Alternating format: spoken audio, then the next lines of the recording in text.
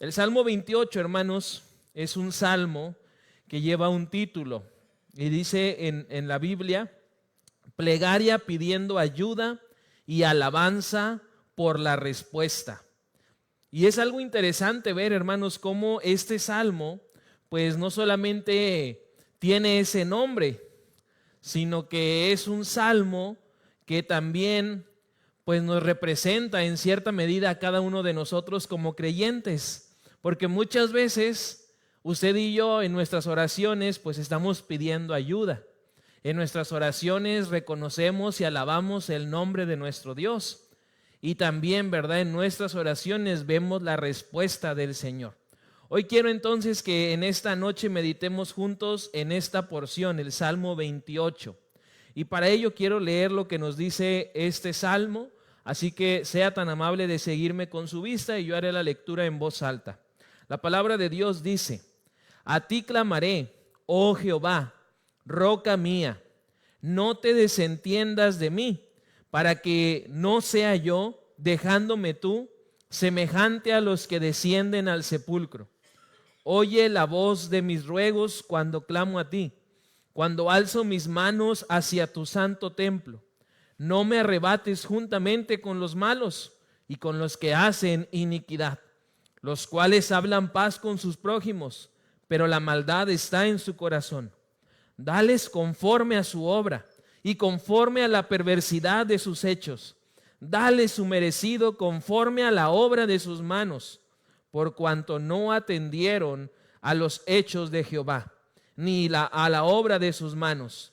Él los derribará y no los edificará. Bendito sea Jehová, que oyó la voz de mis ruegos. Jehová es mi fortaleza y mi escudo. En él confío mi corazón y fui ayudado, por lo que se gozó mi corazón y con mi cántico le alabaré. Jehová es la fortaleza de su pueblo y el refugio salvador de su ungido. Salva a tu pueblo y bendice a tu heredad, y pastoréales y susténtales para siempre. Amén. Señor, gracias por tu palabra, gracias porque podemos juntos meditarla. Sé tú, Señor, el que dirija este estudio y el que nos muestre, Señor, lo que nosotros también debemos estar realizando en nuestra vida, que es alabanza y gloria para ti. Ayúdanos, Señor, a poder concentrar nuestra atención en lo que habrás de hablarnos. En el nombre de Cristo Jesús. Amén.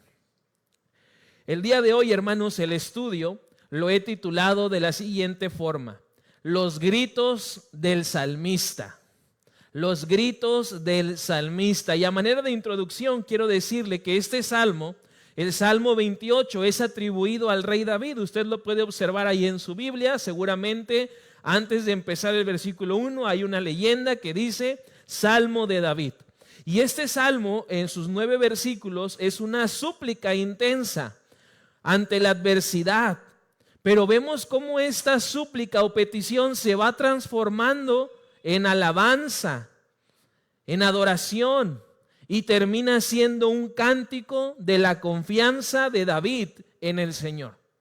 El mensaje central de este salmo nos enseña algo importante, y quiero que lo observe usted porque es una realidad y una constante en nuestra vida. Y lo que nos enseña este salmo ahí a manera central es que el dolor y la angustia pueden resolverse mediante la oración. Si usted está con dolor, si usted está angustiado, la mejor medicina, el mejor remedio, no es, hermanos, el paracetamol, no es cualquier fármaco, sino que es la oración. Pero si a esa oración además, usted y yo le agregamos confianza en el Señor y en su protección, vamos a poder descansar. Hoy quiero entonces que en este salmo veamos los 3 gritos que hace el salmista. Así que, por favor, tenga su Biblia abierta y vamos a ver estos 3 gritos y vamos a ver en cuál estamos usted y yo. ¿Ok?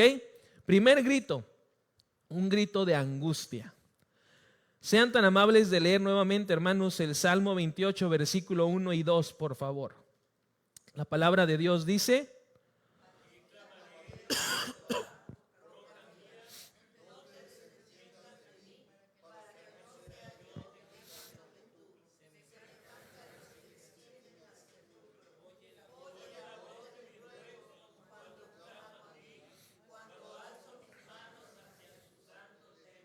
ok, lo primero que vemos, hermanos, es cómo el salmista empieza su oración y lo hace con un grito de angustia. Tanto es así que David, hermanos, comienza este salmo llamando a Dios su roca, su lugar seguro, pidiéndole de manera automática que escuche su voz, que no lo ignore, porque David estaba necesitado de la ayuda y la protección del Señor. En el pueblo de Israel, del cual venía el rey David, él sabía acerca de la roca, porque en el libro de Deuteronomio se nos dice cómo el pueblo de Israel abandonó y dejó a esa roca. Deuteronomio 32, versículo 15 dice: entonces abandonó Israel al Dios que lo hizo y menospreció la roca de su salvación. Y después de esa decisión, el pueblo empezó a enfrentar situaciones adversas y llega el momento en el que está David, y es un momento de angustia. Por eso es que el salmista muestra un grito, pero es un grito, hermanos, de angustia. Ruega David al Señor que lo escuche, que lo atienda, porque dice ahí: si Dios no me responde, puedo incluso hasta morir. Yo no sé si usted se ha sentido algo similar a David, pero en las adversidades, en los problemas, en las enfermedades, muchas veces nos llenamos de angustia, y la angustia nos hace experimentar casi como si estuviéramos a punto de morir. Este primer grito de angustia expresa ese miedo profundo de ser abandonado por Dios y terminar en el sepulcro. Por eso es que David clama, y lo hace de una manera desesperada, pero lo hace reconociendo que él necesita la intervención de Dios, mediante la cual entonces su desesperación habría de terminar. En nuestras oraciones muchas veces usted y yo vamos a estar angustiados, pero no nos podemos quedar solamente con este grito, porque el rey David nos enseña cómo poder transicionar y llegar a la meta, que la vamos a ver más adelante. El segundo grito, hermanos, en los versículos del 3 al 5, es un grito de confianza. Lean nuevamente, hermanos, los versículos del 3 al 5, por favor. La palabra de Dios dice: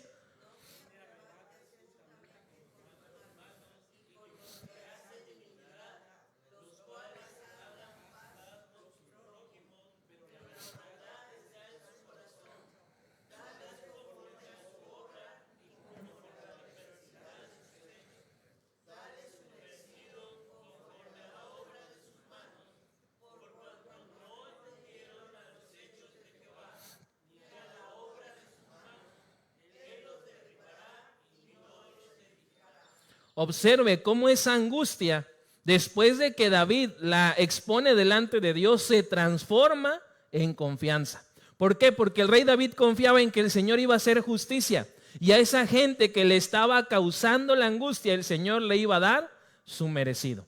Pero observe cómo es el rey David tan transparente, ¿verdad?, al escribir estos versículos. Y cómo le dice ahí: no me arrebates juntamente con los malos, con los que hacen iniquidad, los cuales hablan paz, pero la maldad está en su corazón. Vemos al rey David pasando de la angustia a la confianza, y con esa confianza denuncia a quienes hablan algo, pero hacen otra cosa distinta a sus palabras. Y en esa confianza, el salmista pide a Dios que actúe con justicia. Expone su necesidad, le dice al Señor que haya congruencia, porque esas personas que estaban haciendo una cosa y diciendo otra merecen la justicia del Señor.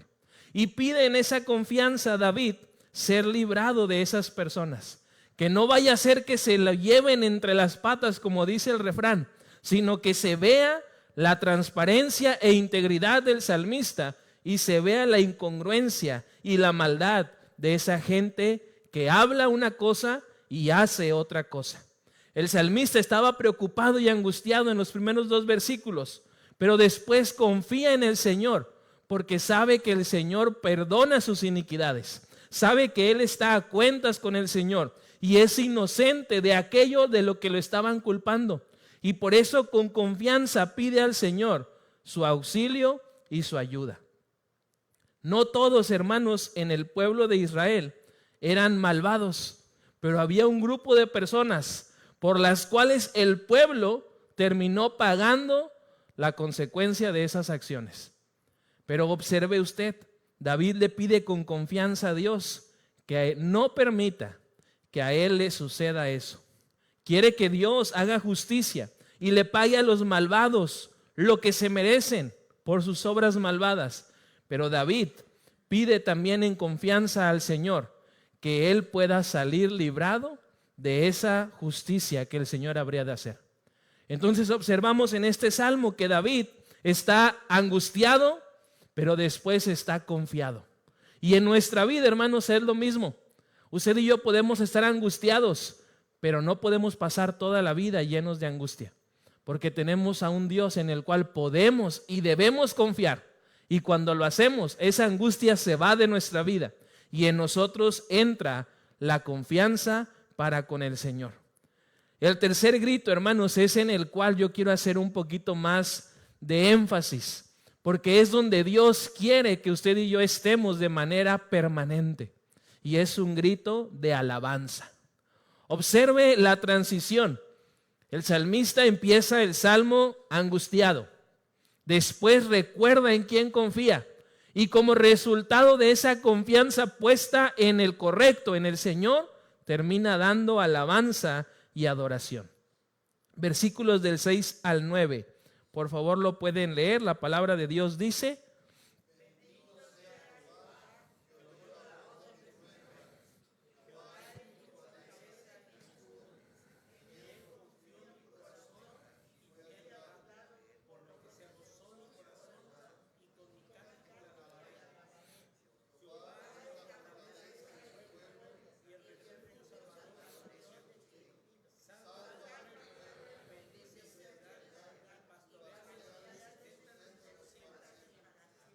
observe cómo el rey David está alabando el nombre de Dios, porque él seguía orando, seguía clamando y pidiendo al Señor, y Dios ya estaba respondiendo a su oración. Hermanos, ¿les ha pasado a ustedes eso mismo? Que están clamando una respuesta al Señor, están pidiéndole al Señor, y mientras están clamando y orando y pidiendo, el Señor ya está respondiendo. Porque es una experiencia que sin duda nos lleva de la angustia a la alabanza. Porque nosotros estábamos derramando nuestro corazón delante de Dios, pidiéndole nuestra necesidad, y el Señor ya estaba respondiendo a nuestra oración. Por eso es que el salmo, hermanos, ahora se transforma y en lugar de ser un grito de angustia, es un grito de alabanza. El salmista en esta sección cambia radicalmente hacia una victoria y gratitud, pero no terrenal, sino divina y eterna. Porque sabe que a pesar de que su vida en su cuerpo pueda sufrir, pueda dolerse, a final de cuentas, el Señor lo habrá de guardar y lo hará por toda la eternidad. Por eso es que termina alabando y declarando: Jehová es mi fortaleza y mi escudo.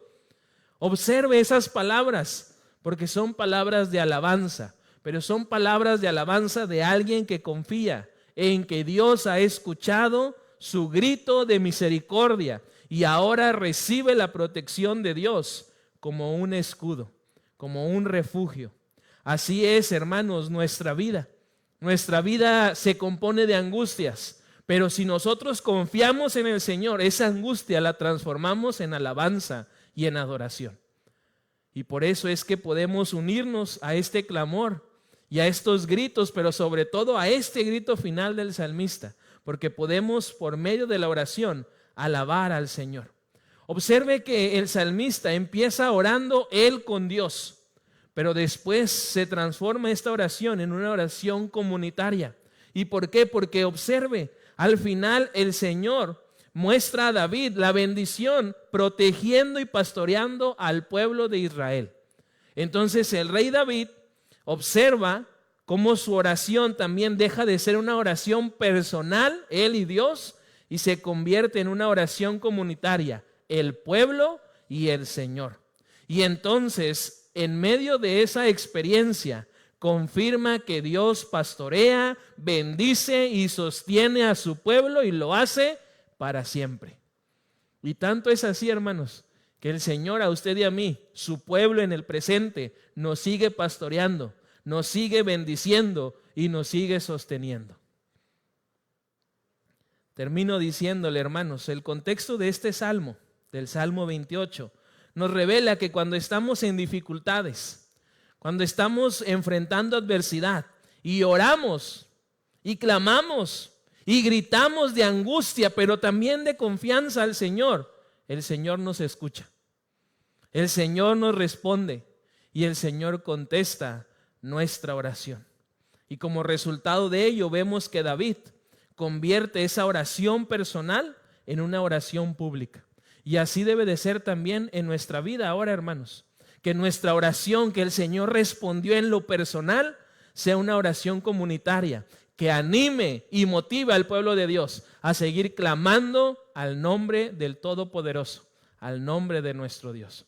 Este salmo, hermanos, entonces nos muestra que todos nosotros podemos pasar por estos tres gritos, pero sin duda también tenemos la decisión de permanecer en un grito de confianza y en un grito de alabanza.